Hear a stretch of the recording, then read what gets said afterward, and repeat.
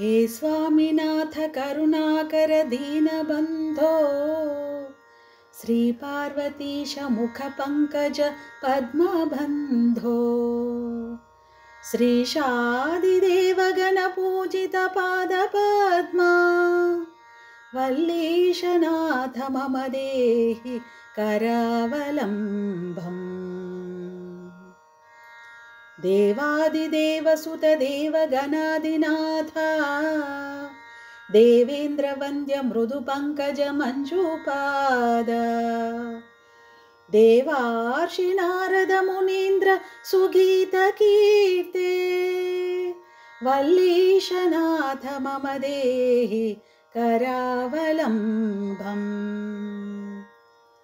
नित्यान्नदान निरताखिल रोगहारिन् तस्मात् प्रधान परिपूरित भक्तकामा श्रुत्यागम प्रणव वाच्य निज स्वरूप वल्लीशनाथ मम देहि करावलम्बम् क्रौञ्चासुरेन्द्र परिखण्डन शक्तिशूला पाशादिशस्त्र परिमण्डित दिव्यपाने श्रीकुण्डलीशधरतुण्ड शिकीन्द्रवाहा वल्लीशनाथ मम देहि करावलम्बम् देवादिदेव रथमण्डल मध्यवेद्या देवेन्द्रपीठनगरं दृढचापहस्तम् शूरं निहत्य सुरकोटिभिरीड्यमाना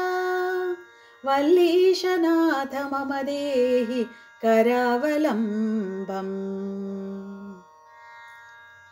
हीरादिरत्नमणियुक्त किरीटहारा केयूरकुण्डललसत्कवचाभिरामम् हे वीरतारक जयामर बृन्दवन्द्या वल्लीशनाथ मम देहि करावलम्बम्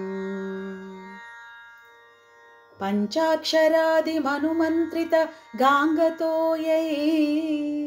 पञ्चामृतै प्रमुदितेन्द्र मुखैर्मुनीन्द्रै पट्टाभिषिक्त हरियुक्त परासनाथ वल्लीशनाथ मम देहि करावलम्बम्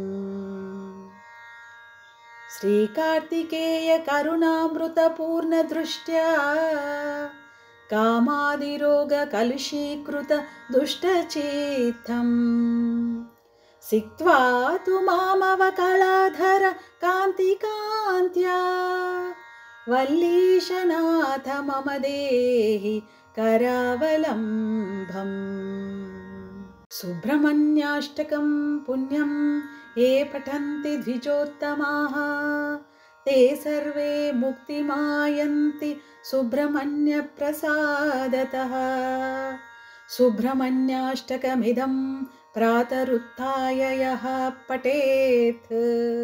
कोटिजन्म कृतं पापं तत्क्षणादेव नश्यति।